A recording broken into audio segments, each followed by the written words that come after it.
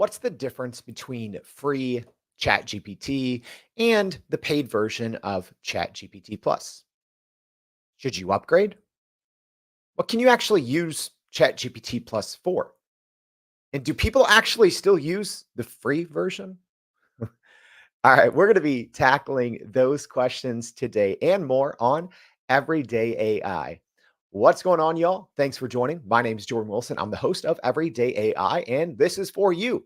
This is your daily live stream, podcast, and free daily newsletter helping everyday people like you and me not just learn this generative AI stuff, but how we can all actually leverage it to grow our companies and to grow our careers. And you know what? If there's one tool that we all probably use the most, it has to be ChatGPT. You could argue that ChatGPT started this generative AI wave that we've been riding the past 2 or so years.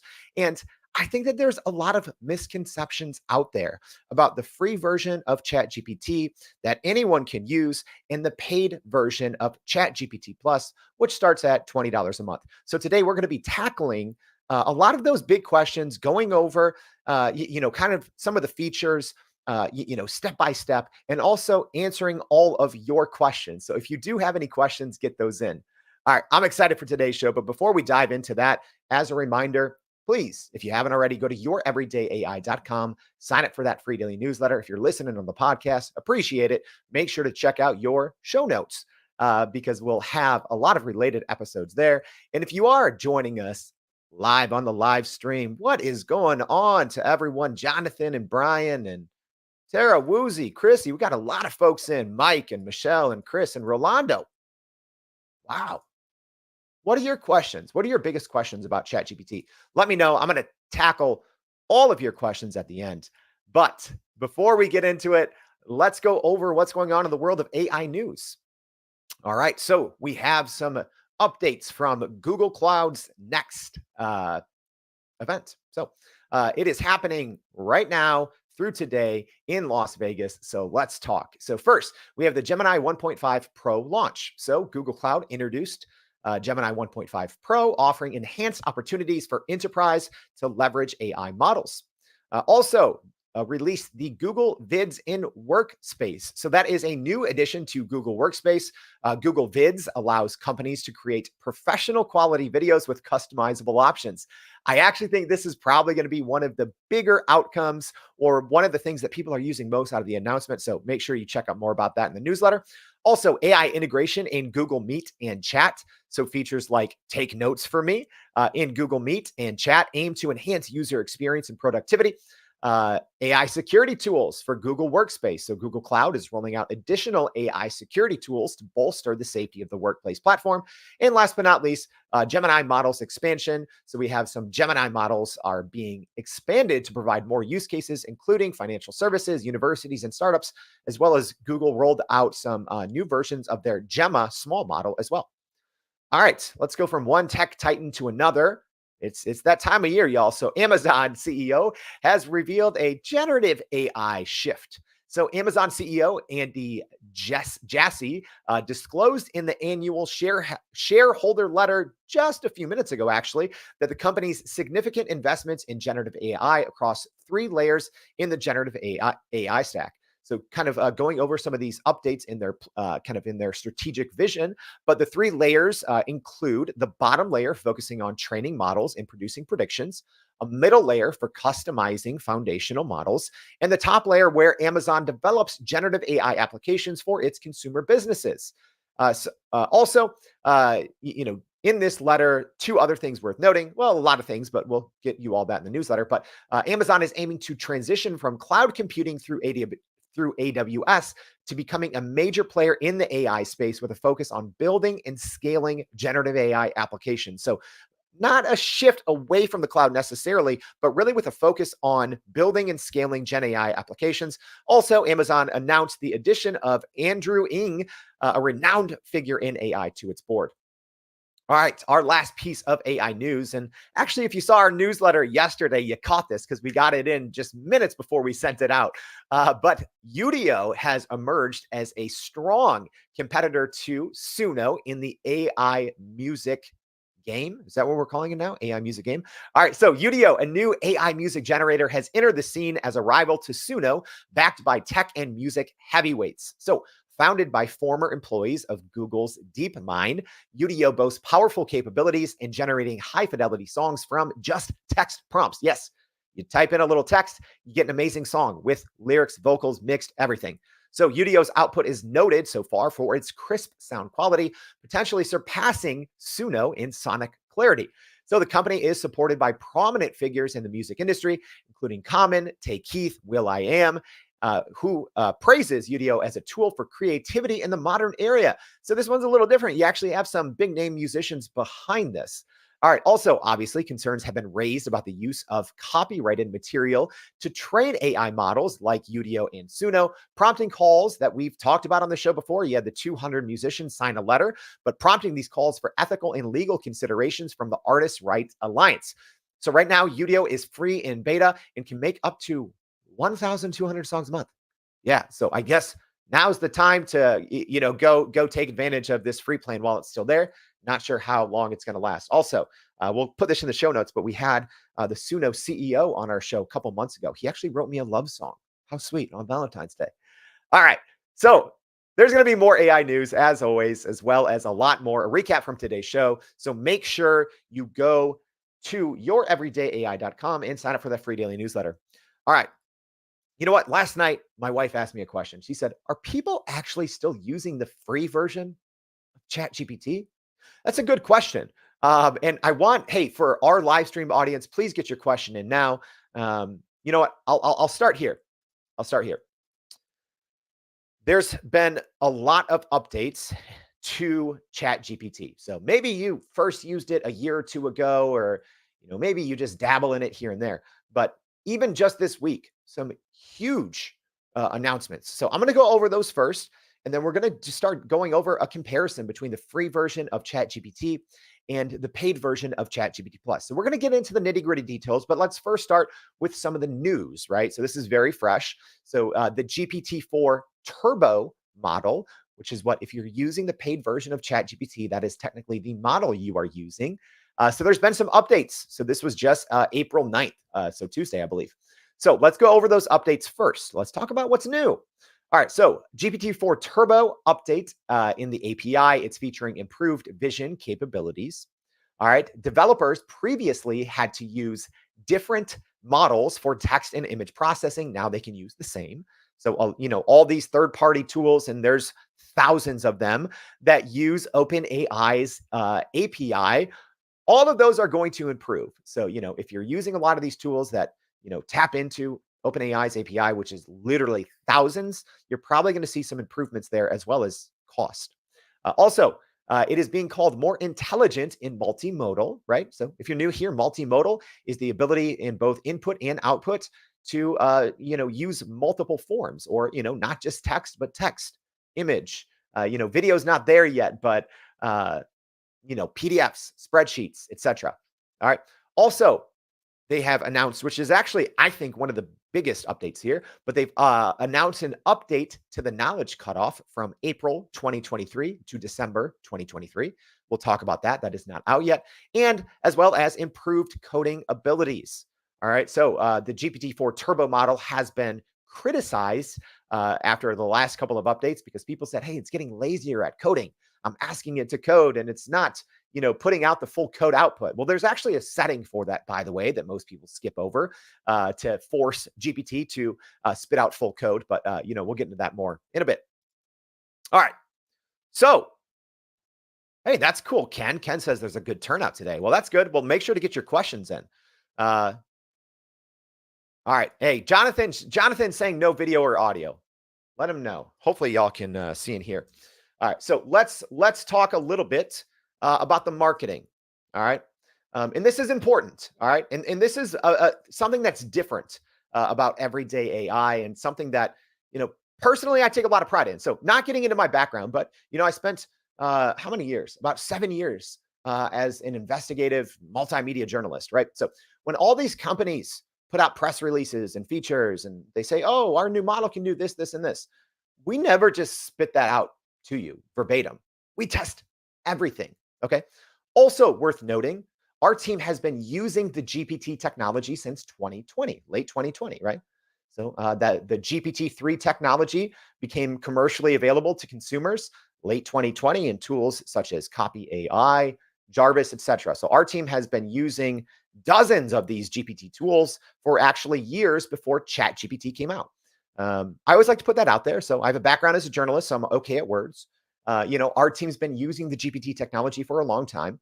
And I actually don't know anyone else in the world who has talked as much about ChatGPT as I have, right? I literally talk about it almost every single day. We've been doing it for more than a year. Okay. I'm not saying I'm the smartest person in the world. I'm not, but I'm saying we take our time. We investigate things deeply because, hey, if you're listening there, if you're watching, if you're joining us, I want you to know we don't take this responsibility lightly because I think ChatGPT is one of those tools that if you use it correctly, it can completely change the trajectory of your company, of your career. And I'm not saying that lightly. Okay. ChatGPT is a better writer than me, but people don't understand. They don't want to learn how to use it correctly, right? I was a Pulitzer Fellow. I won ACP Story of the Year. I did okay as a journalist. ChatGPT is a better writer than me. People don't care to learn how to use large language models like ChatGPT, or they're using the wrong version, right? And that's why I think it's important to have this conversation of, hey, free versus paid. What's the difference? All right. So speaking of the marketing, let's go over it because one thing, just as an example, and we're going to get to this in our chart, but in that recent update, with the GPT-4 Turbo update from this week, ChatGPT said a lot of things. They said, oh, new knowledge cutoff. They said, improved memory, 128,000 tokens. I'm not going to dive into that, but that's essentially ChatGPT's ability to retain information, to have a memory, which is another big thing that people get wrong. And another thing that if you're using the free version of ChatGPT, you are at a huge disadvantage. So I just have a quick little example here, right? Just to show you guys, yes, we test everything. Yes, I bring receipts. Yes, we have a screenshot here. All right. So I just did this less than an hour ago. So ChatGPT says, oh, much improved memory. No, not yet. It's not rolled out. So in this example, right, I'm sharing it on my screen. So if you're listening on the podcast, let me explain. So I said, my name is Jordan. My favorite food is deep dish pizza. My favorite color is Carolina blue. I'm from Chicago, right?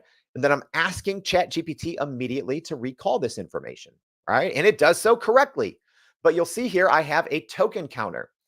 So what that means here is because at this point, I've only used about 100 tokens, and a token is essentially a piece of a word, uh, and it can recall it just fine, right? But then when I push ChatGPT and I put a bunch more information in, and here I'm at 39,000 tokens, right? And I'm asking it the exact same question. What is my favorite food?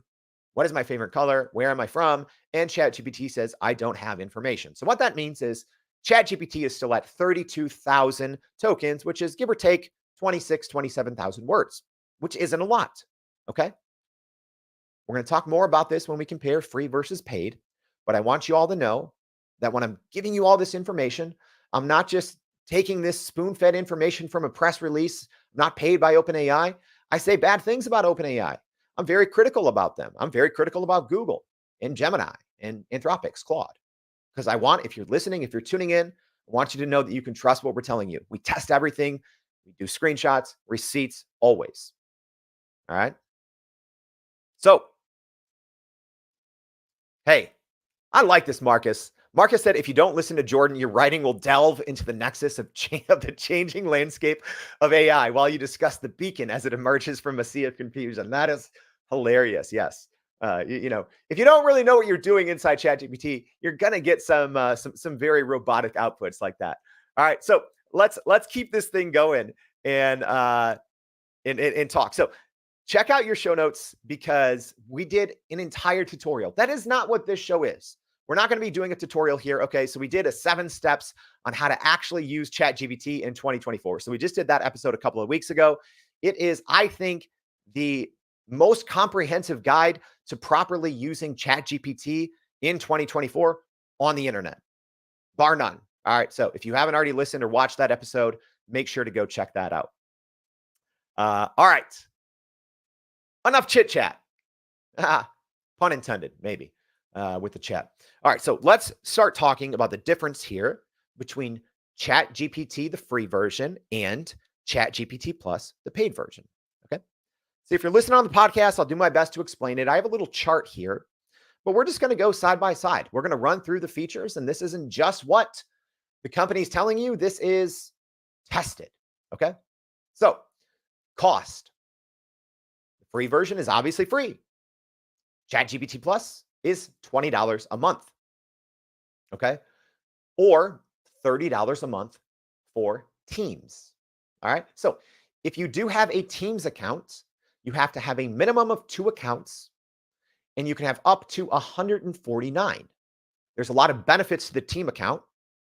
One of them, as we go down to our next row here, is limits. So there's GPT-4, the free version is throttled. Okay. So during peak times, it's going to be very slow. You're not getting that with ChatGPT-4. It's priority access. Also, the limit here is 40 messages for 3 hours. Okay. So what that means, if you have a paid account, you get 40, you essentially get 40 messages with ChatGPT. And after that, you get put on a timeout, right? Whether it's, if you go through those 40 messages in 30 minutes, then you have to wait another 2 hours and 30 minutes. All right. But if you are on a Teams account, most people don't know this because ChatGPT and OpenAI don't do a good job of promoting this. You actually get double. That's literally one of the reasons why we immediately upgraded to Teams.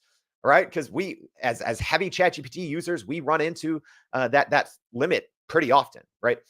So now you can double that limit. Pretty cool. All right. So let's talk about strengths. So there's not a lot of strengths in the free version, if I'm being honest. I mean, one of them is it's free. All right. So I guess there's a strength.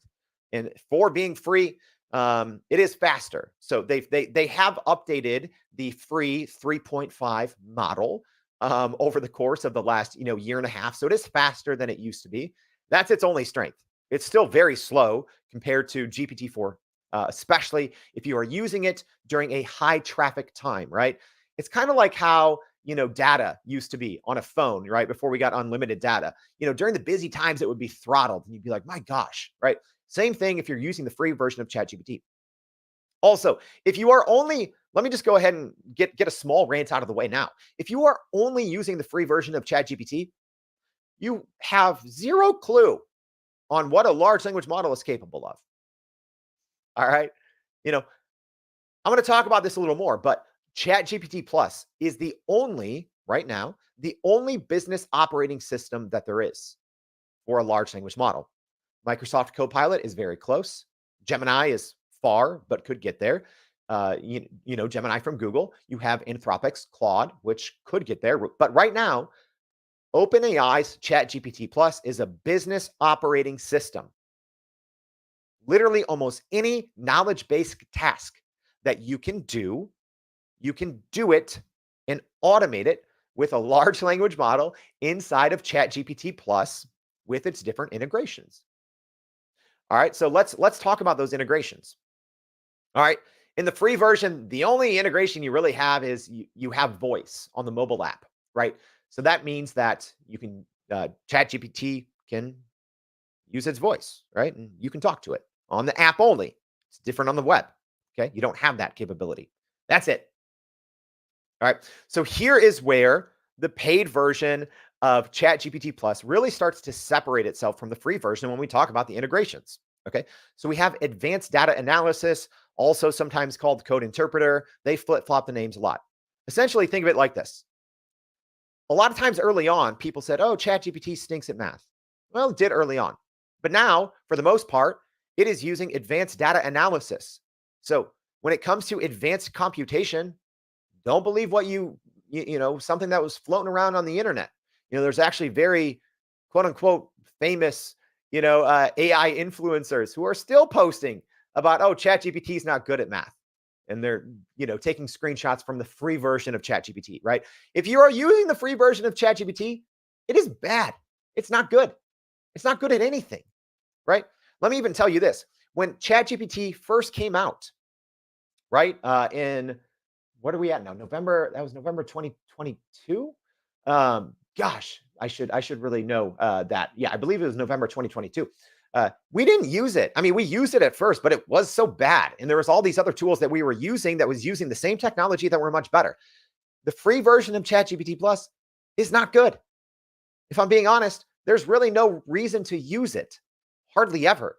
There's better free alternatives to ChatGPT to GPT 3.5. All right.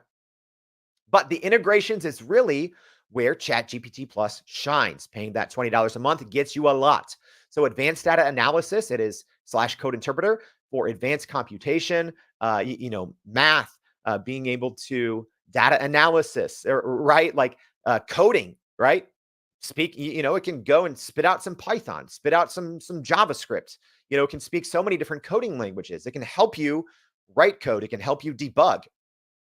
People overlook that, right?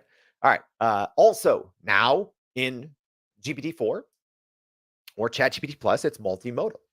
The default is multimodal. It used to be different modes. What that means is within one mode, you can be working in the same chat. You can use all these integrations in one chat. You can upload a photo and it can use vision. So, ChatGPT has computer vision, right? It has this vision where you can upload a photo of anything and it can tell you exactly what it is. Hey, here's a picture of a plant that's dying. What's going on?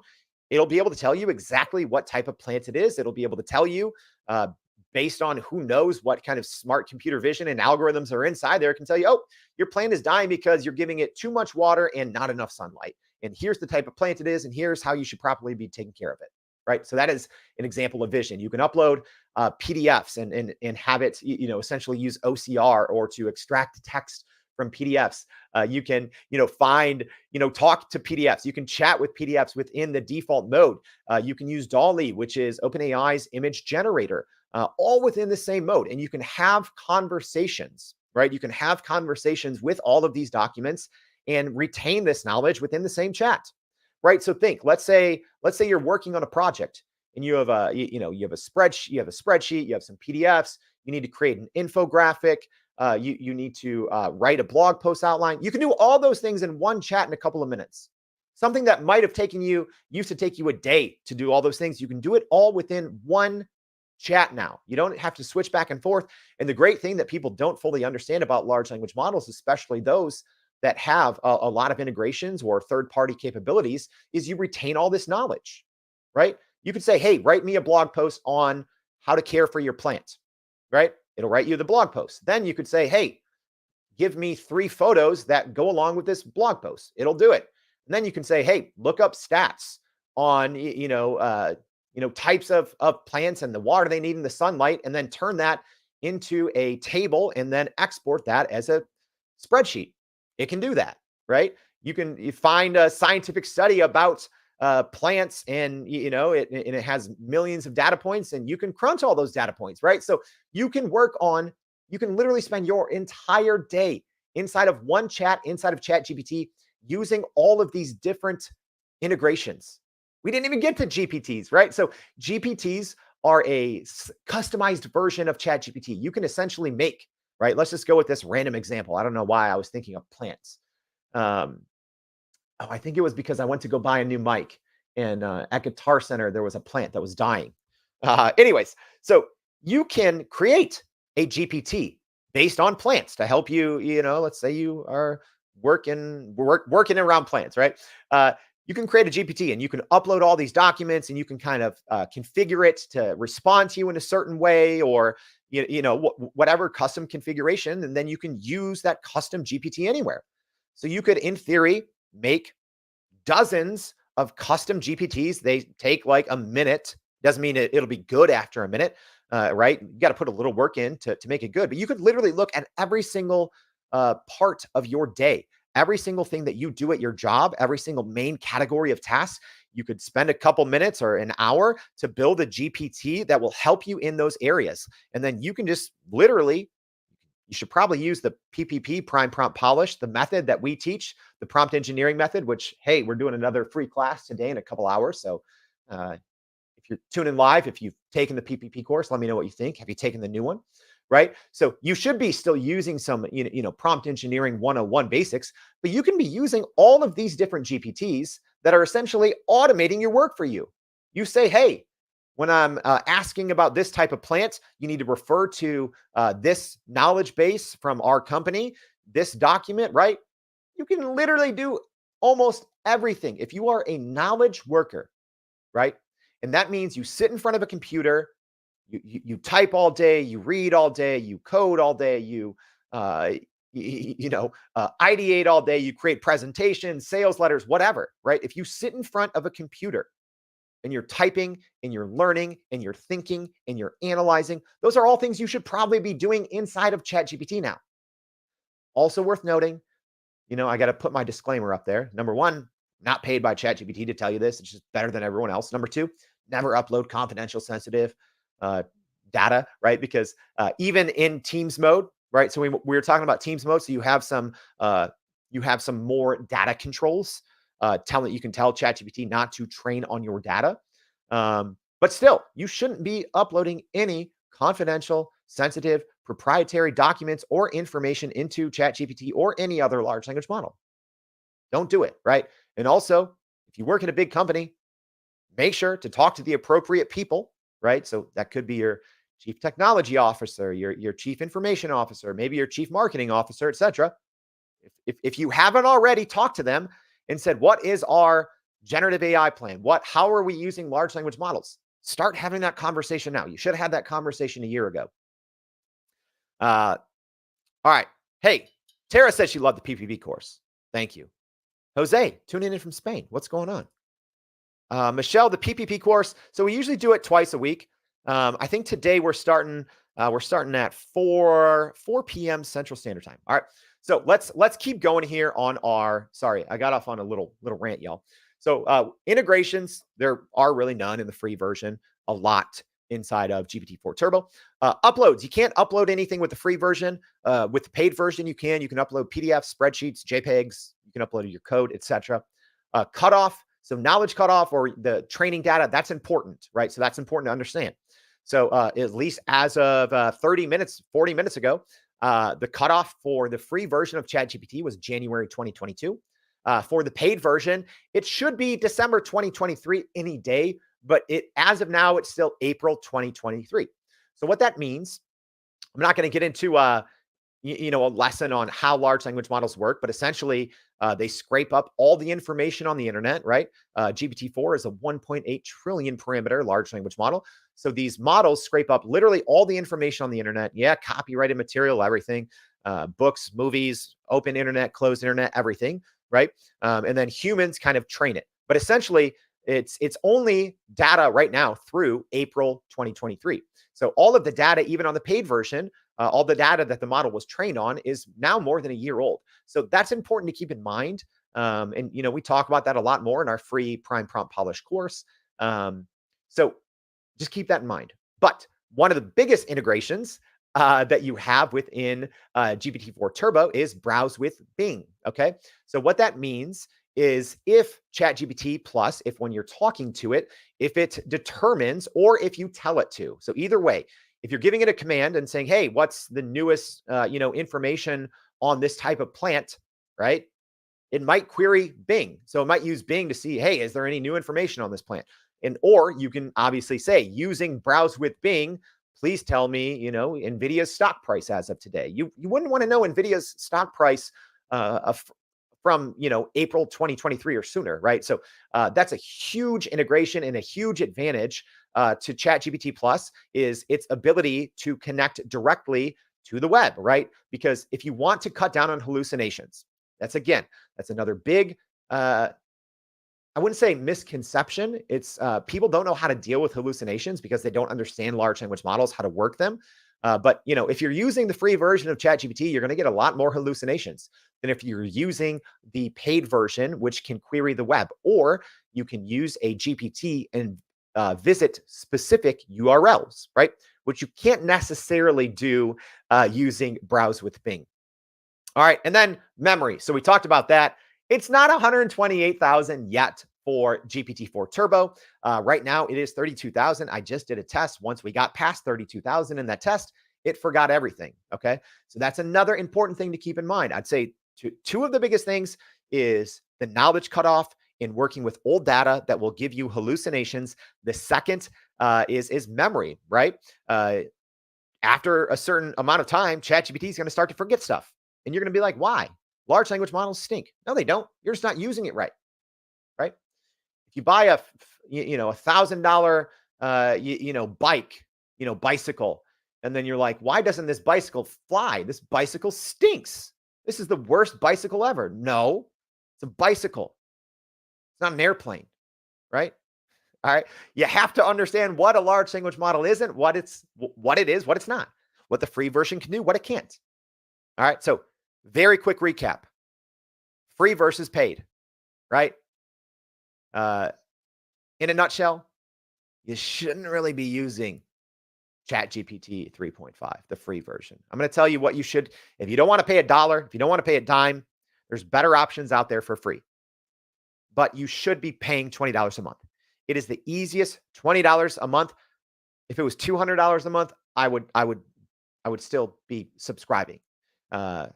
It is that good if you know what you're doing. All right, ready? So let's tackle some of the most important questions. I'm scrolling through here. I'm going to get to your questions at the end. So if I missed it, I'm sorry, but please just get your your questions in again. So I'm kind of just scrolling through. If I see a question mark, I'm going to put a star on it, and hopefully I didn't miss any questions. But let's get to some of the big questions. We're just going to go straight question and answer here, y'all. This isn't a tutorial, where we do things live. All right, just trying to give you the facts. Ready? What are the restrictions of the free version of ChatGPT 3.5? Well, the restrictions are the knowledge cutoff, being January 2022. It doesn't have any of these integrations that we talk about so often, DALL-E, browse with Bing, advanced data analysis. The free version is very limited. It is older. It is slower. It is not as powerful. The other thing that people don't understand about the free version, it is two different models, right?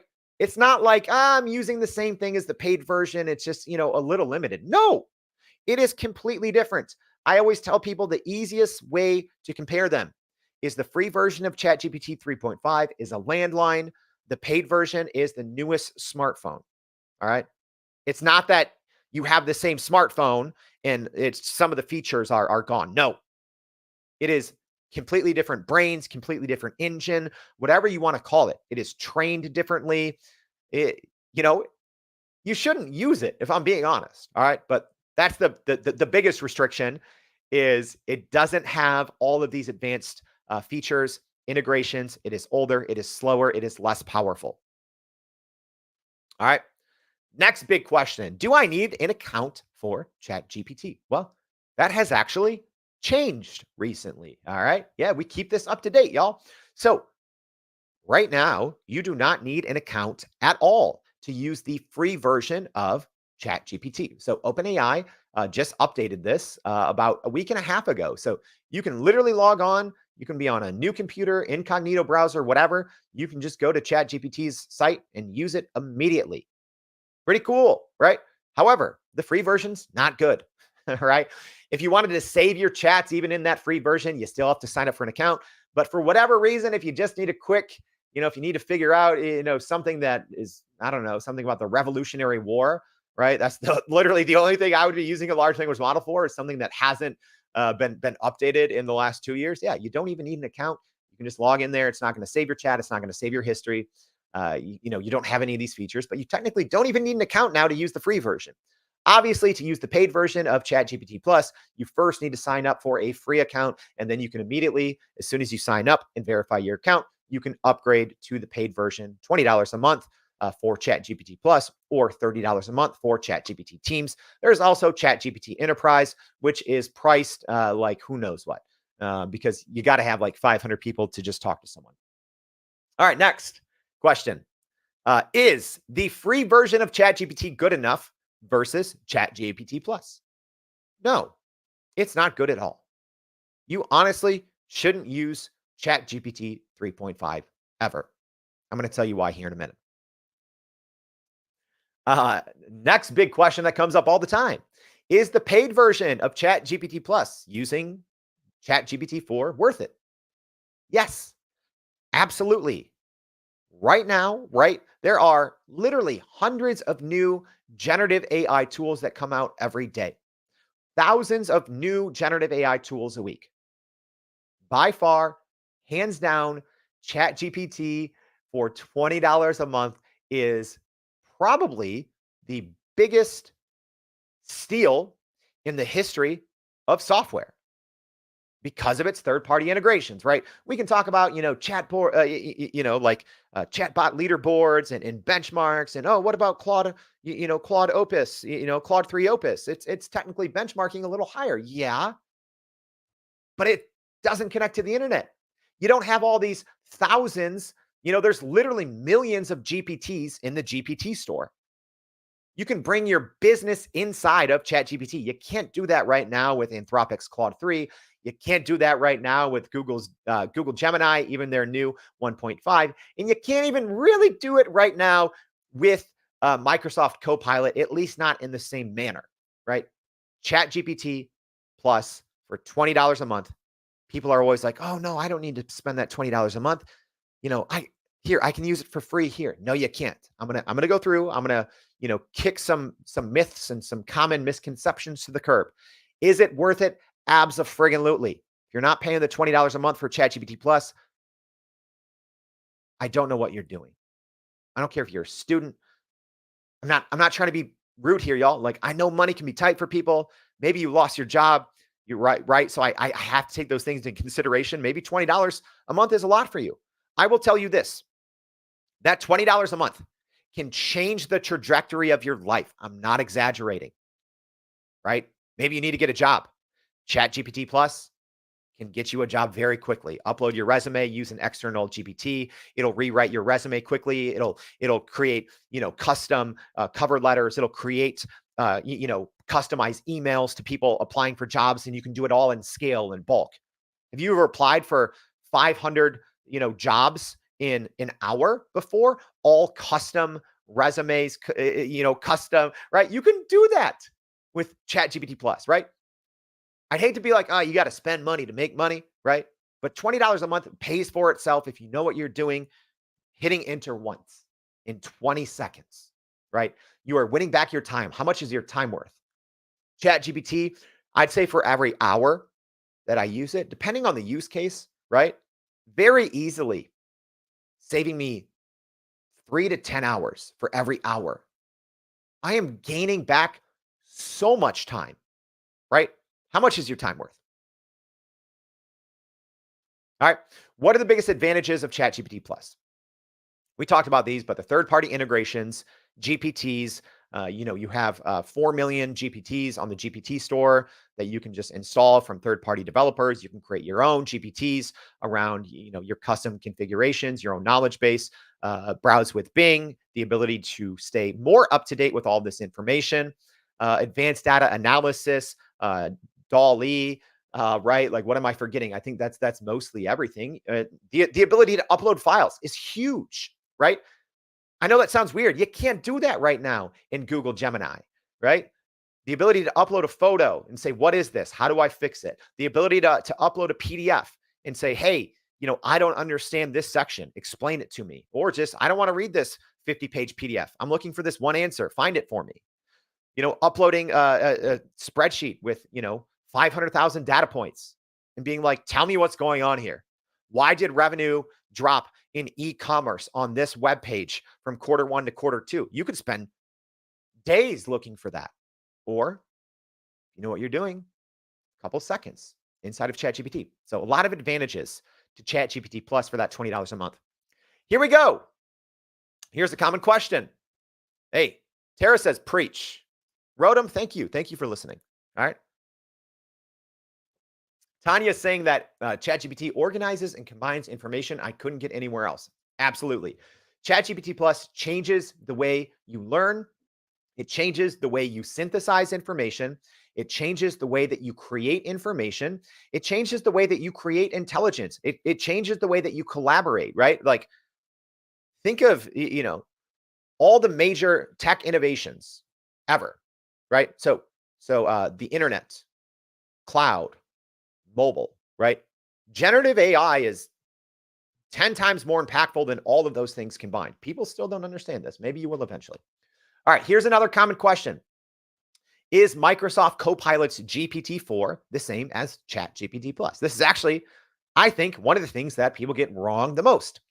Okay, so here's what a lot of people don't know. If you just go to Copilot, so that's Microsoft. So it used to be called, uh, Bing Chat. So now it's just called Microsoft Copilot. Okay, so Microsoft Copilot is free. You can just go to copilot.microsoft.com. You can use it for free right away. You don't even need an account. If you do create a free account, you can save your chats. And here's the thing, you get to use GPT-4 Turbo for free. So people are like, oh, I would never pay for ChatGPT Plus. That's silly, right? I'm going to use the free version of GPT-4 Turbo inside of Microsoft. Well, over the last couple of weeks, Microsoft has been tearing off access to certain features that were previously available for free. All right. We're not going to get into the intricacies, but essentially, Microsoft also has its own training layer in addition to GPT-4. So it's not like the exact same thing. It is vastly different. So you could say it's a similar make of engine, but every other part in the car is completely different, right? Uh, and the parts, at least right now, inside of ChatGPT are exponentially better than the parts inside of just the browsing version of Copilot, right? Where Copilot really shines is when you start paying for that Copilot Pro, which is $20 a month, or Microsoft 365 Copilot, which is the more enterprise version. That's where it starts to pay off, right? When you can start bringing in your information from Microsoft Word, Microsoft Sheets, Microsoft Teams, etc., and your knowledge, your information, and your files follow you around from place to place, right? So if you're using the Pro version, even you get most of that functionality, right? So even at that $20 a month, if you're using Microsoft products, if you're using Outlook, if you're using Microsoft Word, Microsoft Sheets, etc., you should be paying that $20 a month. Okay.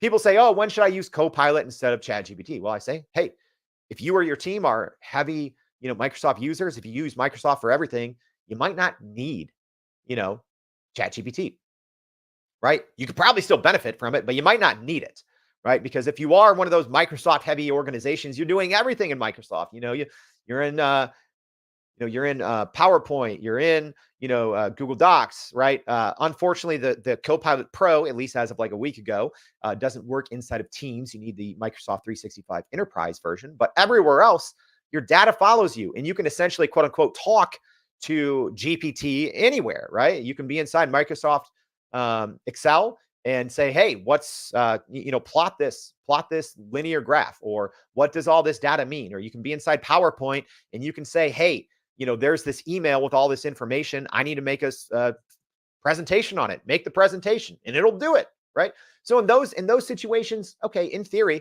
you might not need ChatGPT, right? Are there still things you can accomplish in ChatGPT that you can't inside Microsoft Copilot Pro? Absolutely. But if you are just looking at the web version alone of Copilot and you're saying, oh, I don't need ChatGPT Plus because I can use GPT-4 for free. Well, there's no GPTs, right? It's much more limited. I personally am not a huge fan of a lot of the results in Copilot, right? Even if I'm just, doing some basic prompting, if I'm asking for some information, not a huge fan of Copilot. It does have a couple of great features, which we've talked about on the show before, but overall, it's not the same thing. Apples and banana chips. All right, another common question. Is Perplexity's GPT-4 the same as ChatGPT Plus? Not really. All right. Couple things to know about Perplexity. It's not really a large language model. People think it is. It's not. It is an answer engine that uses other models, right? So when you sign up for Perplexity, right, you essentially get, even on a free account, you can use what's called the Copilot. I know everyone uses the same terminology. It's confusing, but you get 5 of these kind of GPT-4 powered searches. I think it's every 3 hours. All right, not a lot. So can you use GPT-4 for free and Perplexity? I mean, kind of. But again, it's not the same thing. It's an answer engine. They obviously have their own, algorithms that change drastically how it works. So if you think, oh, I can use a same type of prompt or the same purpose of something inside ChatGPT Plus versus Perplexity, it's completely different, right? You're just using that as the base engine. Everything else functions completely different, right? And even within Perplexity, you can choose, right? You can choose, oh, I want to use GPT-4. I want to use Anthropic's Claude 3 Opus, etc. Right? So not the same thing. Perplexity is an answer engine. You only get 5. Is that enough? I love Perplexity. I use it every day, but it's not the same thing, right? I'll say this: if you think, oh, I'm getting GPT-4 for free here, right? Oh, using Poe or all these others, right? That a lot of these third-party platforms do give you somewhat limited access to GPT-4 for free. It is not the same because you don't get those GPTs, you don't get DALL-E, you don't get Browse with Bing, you don't get advanced data analysis, you don't get the ability to upload and chat with your files and have these ongoing conversations with all these different modes. It's different things. What good is the engine if you don't have all the pieces that make the engine go? Again, common misconception. All right, where can I get GPT-4 for free? This is another common question. I kind of already answered it. The best place, right, is Copilot, Perplexity, and then there's literally dozens of third parties that you can tap in and get somewhat limited use of the GPT-4 technology for free. Is it the same? Absolutely not. Right? Those are just people that are posting stuff on social media and they want to seem super smart. It's not the same, y'all. It's not the same. All right. Another common question: when is ChatGPT 4.5 or ChatGPT 5 coming out? Who knows? Who knows? So it's been rumored that it would be in the latter part of 2024. Sam Altman has been on a couple podcasts, a couple interviews, and he's referenced that they're going to have multiple updates, right? And we just saw an update this week with an updated model. He hasn't confirmed. He did allude to that it would be in 2024. What I believe is that OpenAI is going to wait until after Apple announces their generative AI offering. Apple will be doing that in June this year at their WWDC, their Worldwide Developer Conference. I believe that within a couple of weeks to a couple of months after that, OpenAI would release the next version. Whether they are going to go with this more iterative approach and do GPT 4.5, or whether they're going to jump to straight, GPT-5. But no one really knows. It is believed to be later or in the latter part of 2024. Personally, I think they're going to wait until after Apple announces something. Reportedly, Apple is actually going to be teaming up with Google and tapping into their Gemini model, which is interesting because I don't know if that's the best move, at least as of, Gemini was last week. I know we have, new updates that are less than 24 hours old. I do think Gemini is getting better, but, I think a lot of these things are going to play into when OpenAI releases it, because here's the reality, y'all. Even though GPT-4 is more than a year old, it is still better than everything else. Yes, I know if you look at the chatbot arena, if you're looking at certain benchmarks in certain ways, Claude 3 Opus might be a little ahead, or Gemini 1.5 Ultra might be a little ahead. But here's the thing: those models are like a couple of weeks to a month or two old. GPT-4, when you combine it with and a lot of the GPT-4 benchmarks are not on the most recent version of GPT-4 Turbo. Let's put that out there. So I'm sure we're going to see still, even though this model is, 18 months old, it is still better, hands down, than everyone else. Even if you're just looking at model to model, I still think it's better, or just, a half percentage point behind all these ones that are brand new. So there's no real reason, if you're OpenAI, right, to have to release this soon. Maybe it was ready a year ago and they're like, nope. Everyone's putting out brand new models that are more than a year behind OpenAI. So they don't need to put it out anytime soon. Who knows? They might drop it tomorrow. They might wait another year, and we might see Sora in their new voice engine, and all these things rolled out inside to ChatGPT. Maybe they need more compute power because they're going to release even more than we can think of. All right. Will ChatGPT 4 be free after ChatGPT 5 comes out?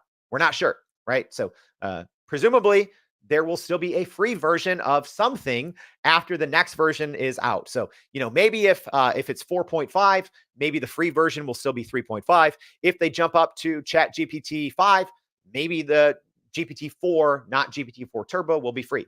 No one knows. Presumably, there will still be a free version, but that's all assuming. All right. That was a lot. Let me see if I can get to a couple of your questions. If you still have them, and also if you're still sticking around, thanks. I know this was a long episode, y'all, but there's just so much, I think, bad information out there. There's a lot of confusion. I wanted to do my best to say, hey, free versus paid, here's the differences. All right. So let's go through some of these questions quick and see if we can get them. So Tara asks, how does the performance and response time of the paid version of ChatGPT compare to the free version during peak usage times? It is exponentially faster, Tara. If you're using the free version during peak times, it crawls. It is so slow. It is like, comparing, dial-up internet with fiber internet. It's not even close. Cecilia, so earlier I was, giving the example of tokens. So she's asking, what token counter do you use? It is literally just called Token Counter. It is a Chrome extension. We've done a video review on it before. I'll try to put it in the newsletter today. All right, another question. So for PDFs, do you prefer GPT-4 Turbo by itself, or do you still use GPT for PDF AI? Okay, so asking here if you upload a PDF by default or if you use a GPT. It depends. A lot of these third-party GPTs, their performance really starts to fall off after a certain number of pages. As an example, I know a lot of the third-party GPTs, right? So these customized versions that are kind of built to read or to interact with PDFs, they have a fall off after, 30 pages, 50 pages, etc. So it depends, and actually, I was kind of mentioning earlier, I didn't get into the details where I'm like, oh, I still use Copilot for some things. I actually love, in terms of speed, accuracy, and citations, my favorite way to interact with PDFs is actually using the Microsoft Edge browser. And you can use Copilot to talk with it there. I actually love Microsoft Edge. If you don't know anything about it, it is Microsoft's newer browser. It's based on Chromium, which means all of your Chrome extensions, everything transfers over. So I'm a heavy Chrome user, so I like Edge. That's one thing that I love about Edge is you have your Copilot right there. You can click it in one button and instantly chat with a web page or chat with a PDF.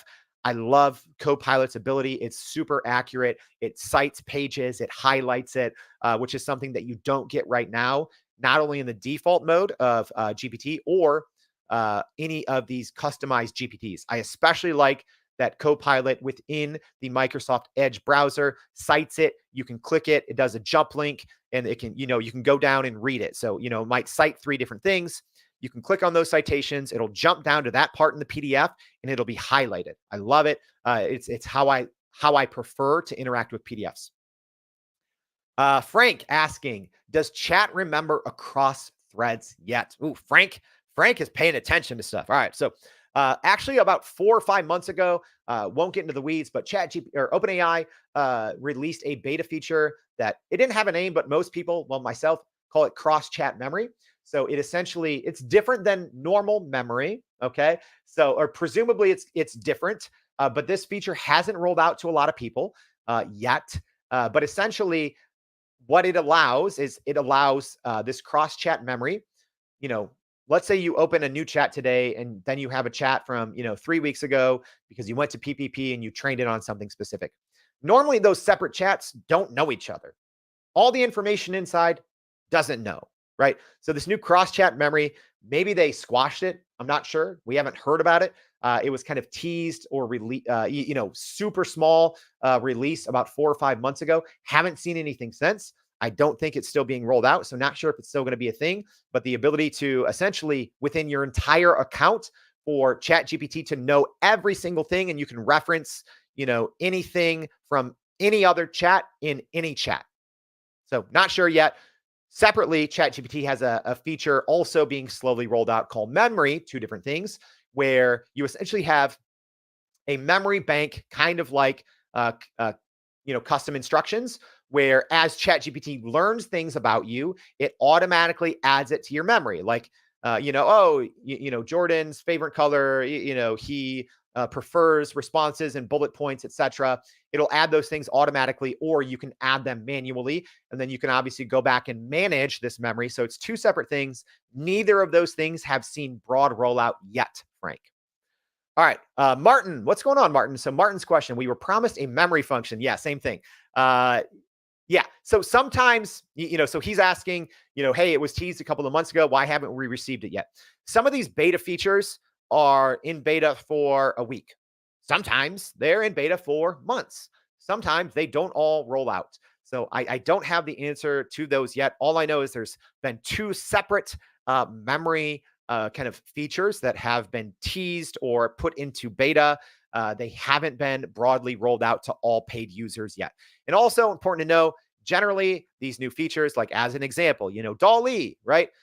We got early access to DALL-E inside of our account, maybe like a couple of weeks before everyone else, but then everyone got it. So if you have a ChatGPT Plus account, you all have DALL-E. But sometimes these beta features take a little longer. Maybe they don't end up coming out. Maybe those people that had the beta got it taken away. I'm not sure. We don't have access to those. All right, Tara, another question. How does user feedback from paid subscribers influence the development and improvement of ChatGPT compared to free feedback from free users? Great question, Tara. I don't know the specifics, but if you've never seen it, sometimes when you're chatting with ChatGPT, you might get a split screen response. Essentially, ChatGPT is going to give you two different options, and it's going to say, which one do you prefer?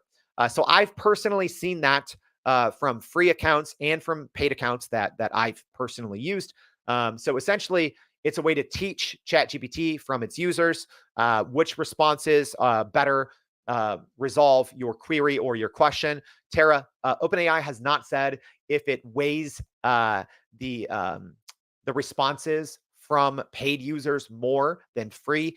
I do know that that kind of human feedback element, both free users and paid users receive it.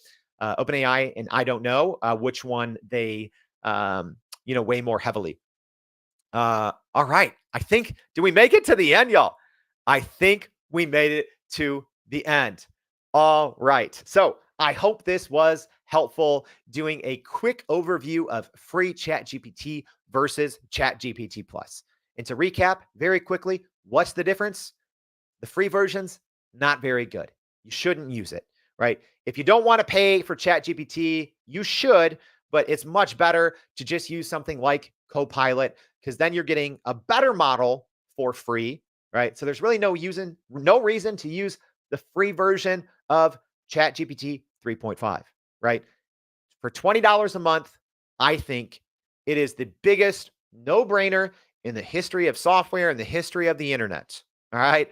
To pay $20 a month for ChatGPT Plus. If you know what you're doing, it pays for itself with, like I said, if you really know what you're doing, it can pay for itself. That $20 hitting enter once. Like I said, I save for every 1 hour I put into ChatGPT, I easily get 3, 5, 10 hours of output out of it. So every single day, I'm easily making my $20 back. I'm probably making $200 back every single day in gained time. All right. So it's definitely worth it. That's it in a nutshell. Y'all, thank you. I know this was a long one. Hope you enjoyed it. If you did enjoy it, please, please, please, please. We don't ask a lot. We spend a lot of time making sure you get good information. If this was helpful, this is hours of work. Take 10 seconds, please. Leave us a rating on Spotify or Apple if you enjoyed the podcast. If you're listening live, there's hundreds of you, or at least someone said there's 100 plus. Please repost this, help your network. That's the thing. So many people are just trying to, sell you bad information, right? They want you to share their stuff and put you on an email list and sell you some crap, right? I'm giving you vetted, up-to-date information. We spend hours every single day making this for free. All right. If you could repost this, tag a friend, send this to someone, we'd really appreciate it. Also, we'd appreciate you going to youreverydayai.com. Sign up for the free daily newsletter if you haven't already. I know this was a long-winded episode. Get the short version there. And I hope to see you back tomorrow and every day for more Everyday AI. Thanks, y'all.